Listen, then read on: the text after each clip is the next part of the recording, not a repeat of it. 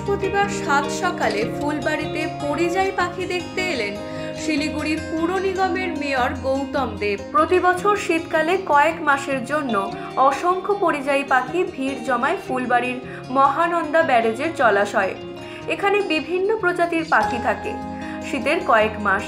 তবে অন্যান্য বছরগুলির তুলনায় এবারে ফুলবাড়িতে পরিযায়ী পাখির সংখ্যা অনেকটাই কম বলে মনে করছেন গৌতম দেব। তিনি জানান, সম্প্রতি সিকিমে বন্যা পরিস্থিতির কারণে তিস্তা নদীতে জলস্তর বেড়ে গেছে, ফলে অনেকাংশই পলিমাটির পাহাড় থেকে নেমে এসে নদীতে জমে যাওয়ায় জলাশয়ের গভীরতা কমে গিয়েছে।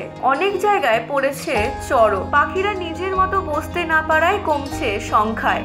পাশাপাশি ফুলবাড়ি ব্যারেজের পাড়ে অবস্থিত পার্কটি নিয়েও অসন্তোষ প্রকাশ করছেন গৌতম দেব। পার্কটি বেহাল অবস্থায় পড়ে আছে। এ ব্যাপারে মন্ত্রীর সাথে কথা বলবেন বলে জানান মেয়র। এদিন সকালে ফুলবাড়ি ব্যারেজের চারিদিকে পাখি দেখার পর চারিদিক ঘুরে দেখেন তিনি। এরপর তিনি ফুলবাড়ি থেকে গাজলডোবার দিকে রওনা দেন।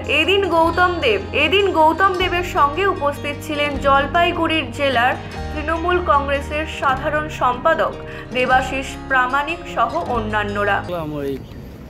একটু নেচারকে উপভোগ করতে এসেছিলাম। পরিযায়ী পাখিরা আসে।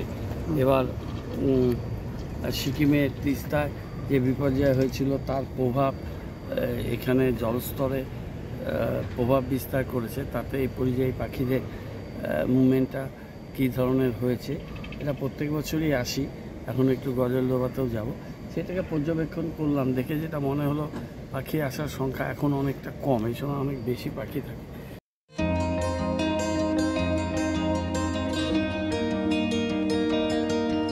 শিলিগুড়ি থেকে পার্থ প্রতিম দাসের রিপোর্ট, U Bangla TV. U Bangla TV হৃদয় ছুঁয়ে যায়।